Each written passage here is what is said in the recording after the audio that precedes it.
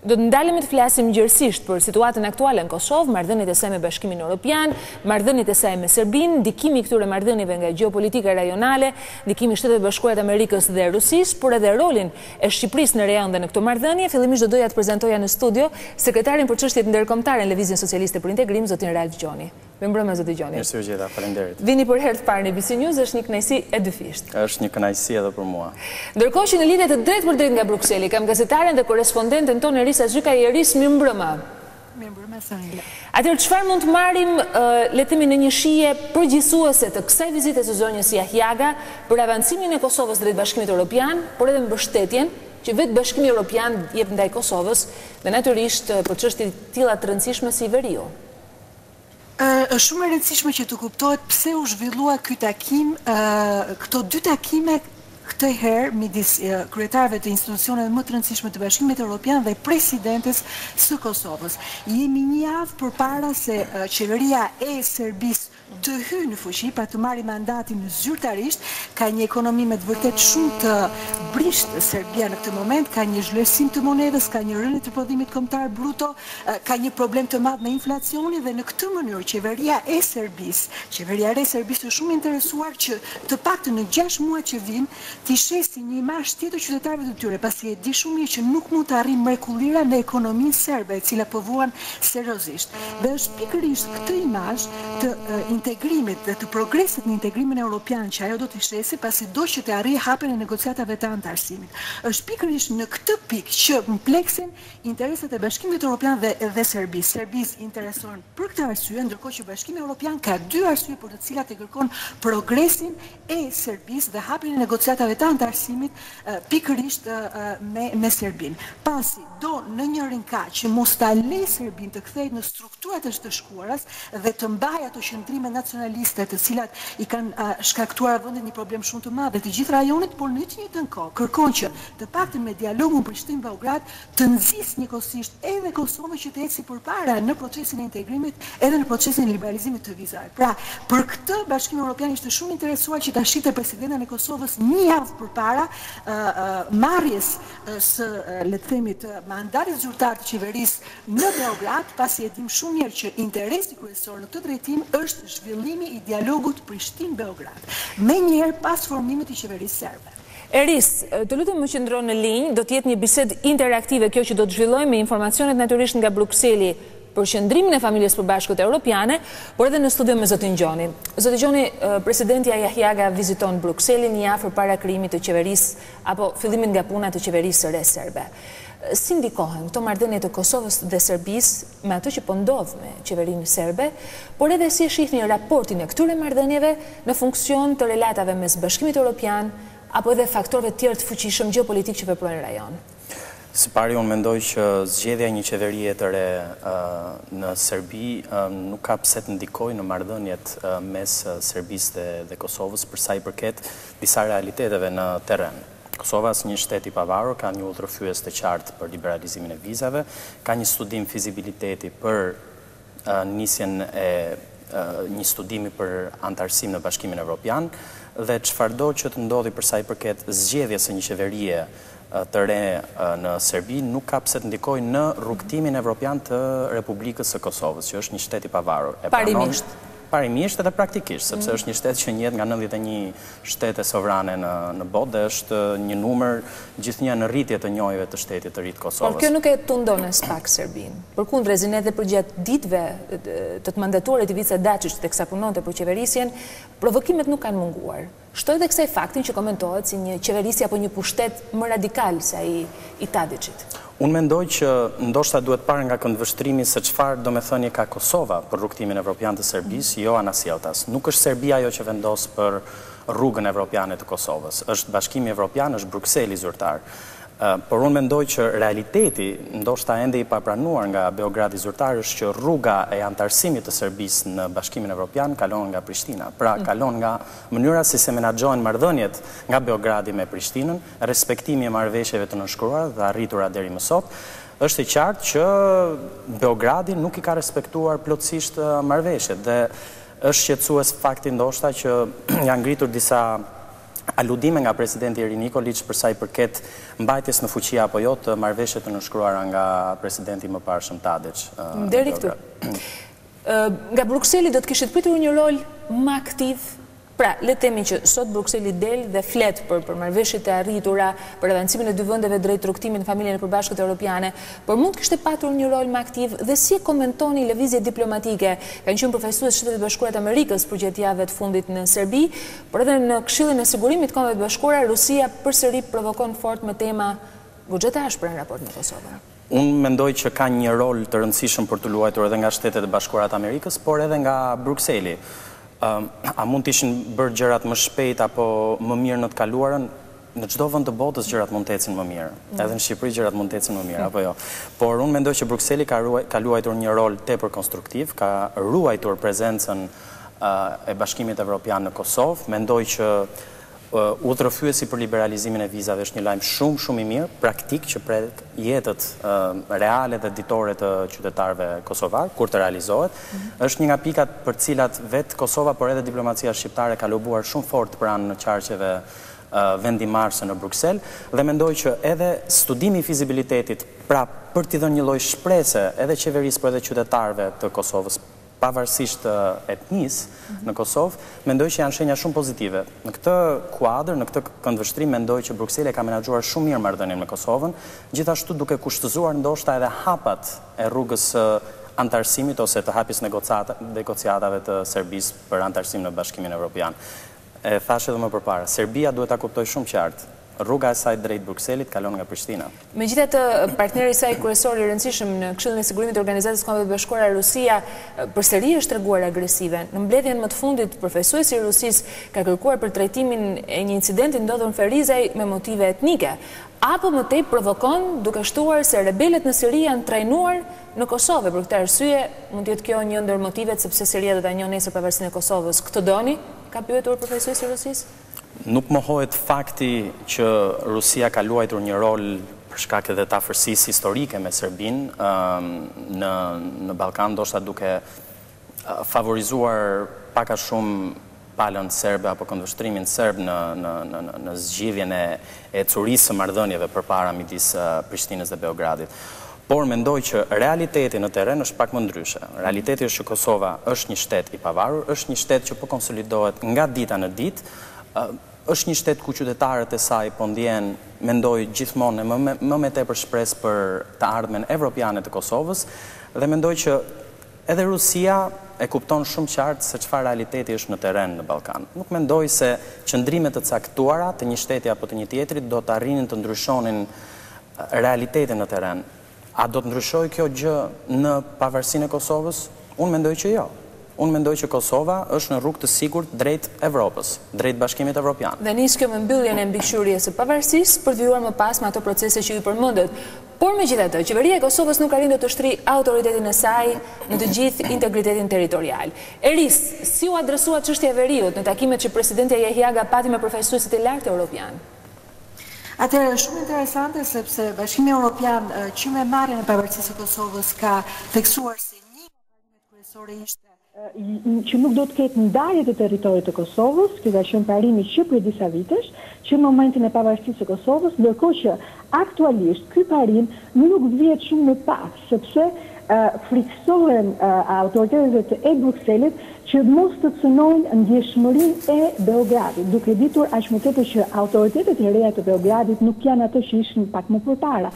Pra disa muaj më përpara, zgjedhjet provuan se në krye të shtetit është presidenti Nikolić, ai ka një të shkuar që ne e dimë, dhe duke qenë e tillë, Brukseli tregon me vërtet shumë kujdesshëm që mos cekin ndjeshmërinë e njërit apo të tjetrit. Duke qenë e tillë, ne nuk kemi një deklaratë dhe qëndrime të hapura të presidentit të Bashkimit Evropian apo presidentit të Komisionit Evropian për sa i përket veriut të Kosovës. E gjithçka që thuhet është që qasja e qeverisë së Kosovës për veriun e Kosovës duhet të jetë gjithëpërfshirëse, duhet të hartohet një strategji ku serbët e veriut të Kosovës ta ndjejnë veten e tyre të përfaqësuar si të gjithë qytetarët e tjerë. Por ama ne nuk kemi asnjë lloj sqarimi nëse kjo strategji përputhet për shembull tërësisht apo jo me strategjin e presidentit Ahtisaari, pasi deri vonë strategjia e presidentit Ahtisaari është konsideruar si strategjia më e mirë. Ndërkohë Bashkimi Evropian është pak jo i qartë kur thotë që strategjia e re duhet të jetë gjithëpërfshirëse, por se çfarë duhet përmbajë ajo, nuk janë shumë të qarta dhe nuk thuhet në mënyrë të qartë nëse do ketë ndarje apo nuk do ketë ndarje. Ndërkohë që ajo që dëgjuam sot nga presidentja e qeverisë së Kosovës, Atifete Jahjaga, është me të vërtetë një nga rastet e rralla që ndodhi në Bruksel. Domethënë ajo nuk ka përdorur as pak dorashka, nuk ka përdorur as pak gjuhën diplomatike që ne kemi me të vërtetë kohën dhe gjithë procesin evropian që dëgjojmë autoriteteve ndryshme ta përdorin përveç kryetarëve të institucioneve europiane. Pra nuk ka thënë që thjesht qeveria e Kosovës do të hartojë këtë strategji gjithëpërfshirëse dhe ne do të bëjmë çmos, por ajo ka thënë në mënyrë të qartë që nuk ka arsye asnjë lloj arsye për veriun e Kosovës të ketë një status të veçantë, nuk ka arsye pasi kjo zonë është prej 800 kilometrash, territori i Kosovës është një territori i vogël, duke qenë se është një vend i vogël, duke qenë se kjo zonë është 800 kilometra dhe duke u nisur nga kushtetuta e Kosovës, atëherë kjo nuk jep të drejtë zonës së veriut të Kosovës që të kërkojë as autonomi, as ndarje, as pavarësi. E qartë, pra qëndrimi ka qenë i fort, stoik, i bazuar në atë logjik me cilën Kosova po jep fund edhe mbikëqyrjes pavarësisë së saj.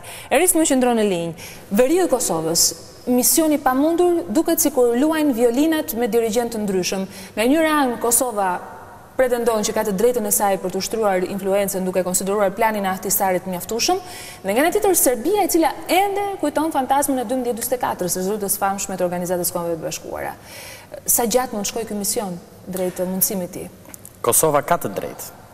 Absolutisht, sepse është në të drejtën e saj, në sovranitetin e saj, në integritetin e territorit të Republikës Kosovës, dhe për këtë arsye jo vetëm që ka të drejtë, por ka edhe një detyrim për të mbrojtur dhe për të ruajtur stabilitetin në territorin e saj. Patjetër që unë e vlerësoj edhe maturinë ose pikurinë me të cilën e ka menaxhuar qeveria e Kosovës, ndoshta duke u treguar më tolerante se në raste normale me veriun e Kosovës për të mos provokuar incidente të mëtejshme ndëretnike.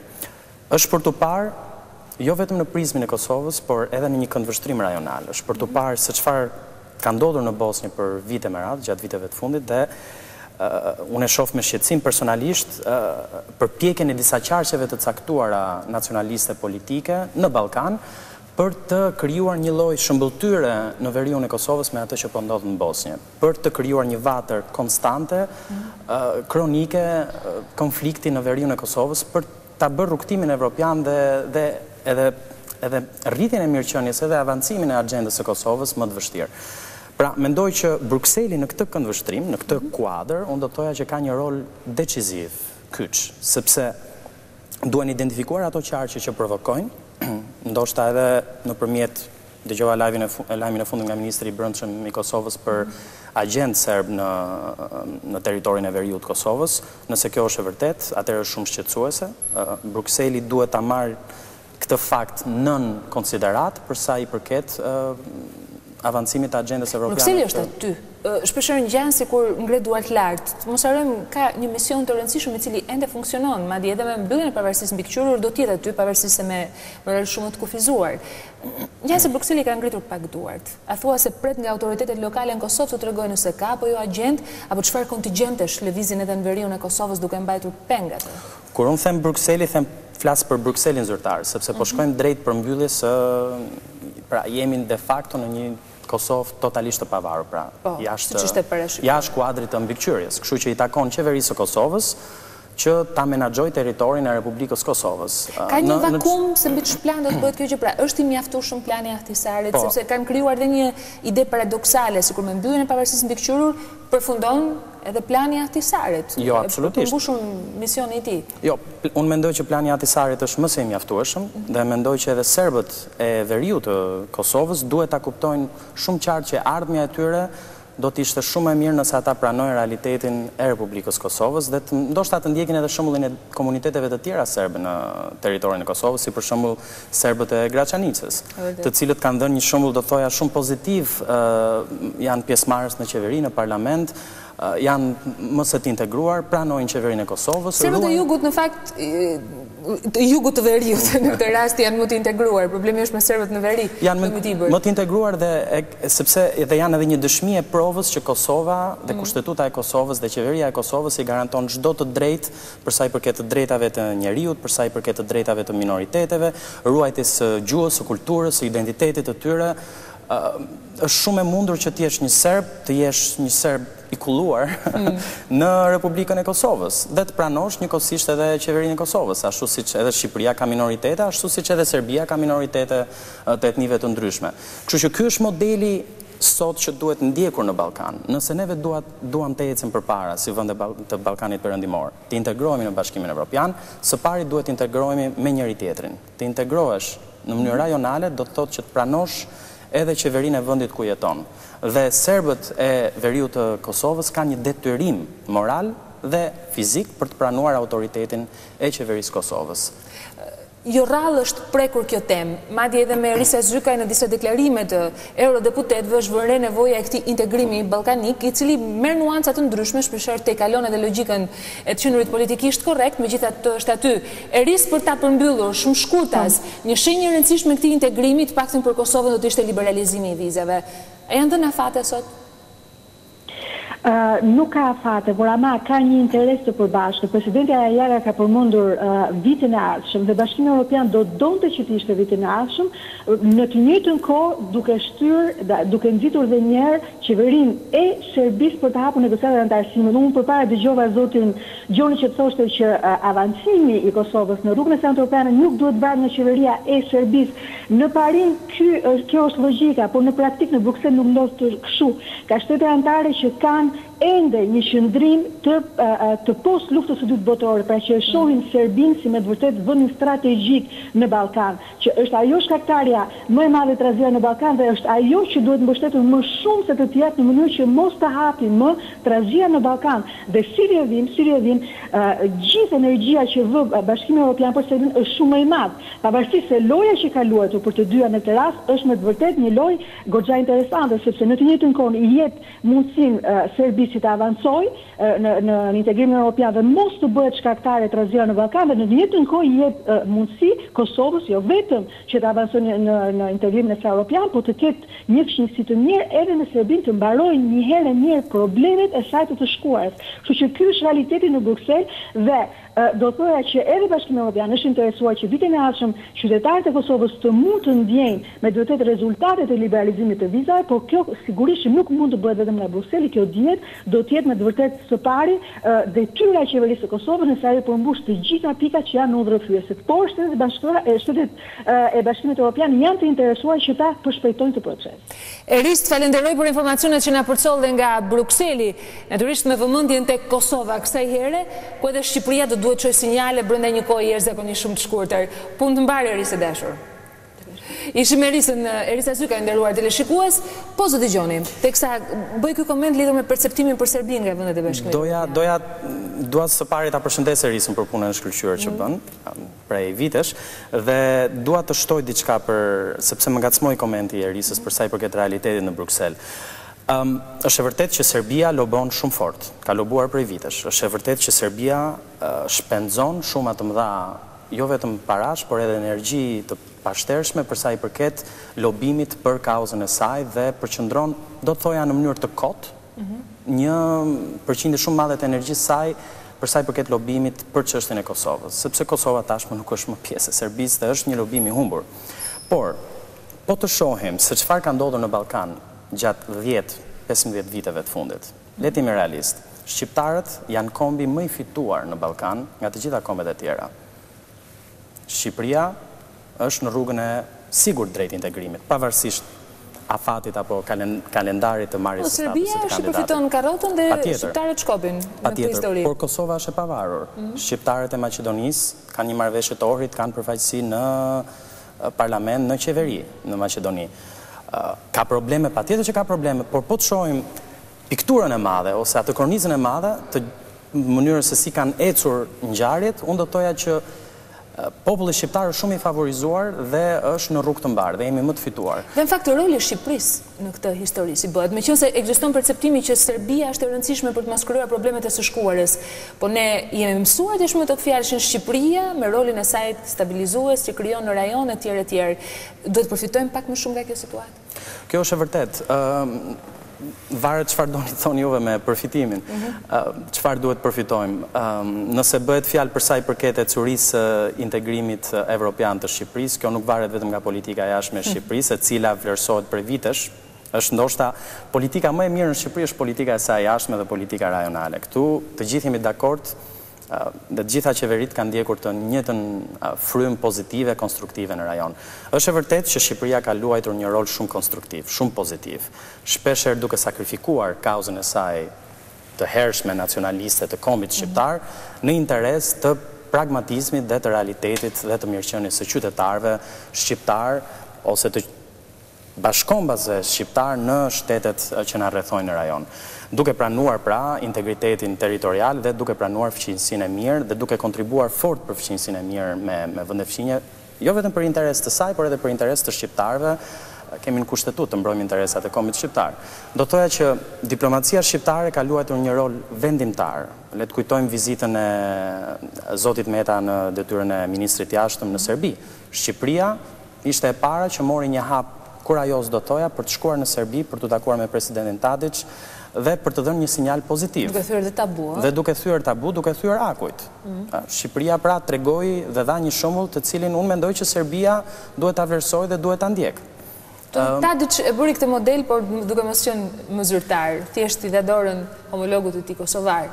E u komentuaj shumë. Pra, po tani duhet kalojmë për te i duarve dhe të kalojmë në implementim. Duhet kalojmë në implementim të marrëveshjeve që janë nënshkruar dhe që do të avancojnë edhe agendën evropiane të Serbisë. Por, përsa i përket për shembull mund të marrë lëvizjen e lirë, sepse teza e hershme e LSI-s ka qenë integrimi rajonal, heqja e barrierave. Ç'do të thotë kjo? Kjo do të thotë një realitet ndryshe në të ardhmen në Ballkan. Do të thotë që nëse ne heqim kufit, dhe që unë mendoj që Shqipëria në raport me fshinjet e saj imediat, pra Malizi, Kosovë dhe Maqedoni, ka hedhur hapa gjigande në këto 10 vjet. Le të kujtojmë ku ishim para 10 vjetësh dhe ku jemi sot. Qytetarët tanë në vendet respektive, pra me fshinjet tanë përreth kufirit ton, mund të udhtojnë vetëm me kartë identitetin në Kosovë, gjithashtu. Pra pa viza, pra ne kemi kontribuar në lëvizjen e lirë të njerëzve dhe në lehtësimin e lëvizjes së mallrave dhe në lehtësimin e shkëmbimeve tregtare ekonomike. Që në një formë ose në një tjetër i ka dhënë jetë, ka jetësuar dhe ato që ju në një nga artikuj tuaj të keni cilësuar si e ardhmja e albanosferës. Për te një nocioni arkaik nacionalist, i cili mund të jetë i rrezikshëm për një rajon që ka vuajtur nga teza të tilla, por duke parë në këtë lloj perspektive me cilën ju po e prezantoni. Në fakt, unë kur mora pjesë në forumin e albanosferës, fola më tepër për ballkanosferën, se sa për albanosferën. Ne duhet ta shohim prezencën shqiptare në vendet fqinje si një garantues dhe si një kontributor pozitiv për ecurinë e vendeve respektive. Por marrëdhëniet zyrtare mbahen midis Tiranës dhe Podgoricës, midis Tiranës dhe Prishtinës, midis Tiranës dhe Shkupit. Marrëdhënie do thoja të shkëlqyera.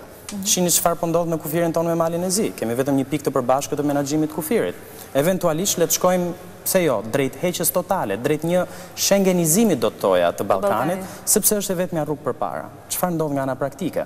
Jo vetëm që njerëzit dhe mallrat udhtojnë më lehtë në vendet respektive, por edhe komunitetet etnike që janë në kufi me atë që mund ta quajmë vendi am, si për shembull serbët e veriut të Kosovës apo shqiptarët e Maqedonisë, do ndjeheshin shumë më afër identitetit tyre, vendit am të tyre. Çka do të amortizonte edhe do ndjeheshin më pak të kërcënuar nga qeveria vendase.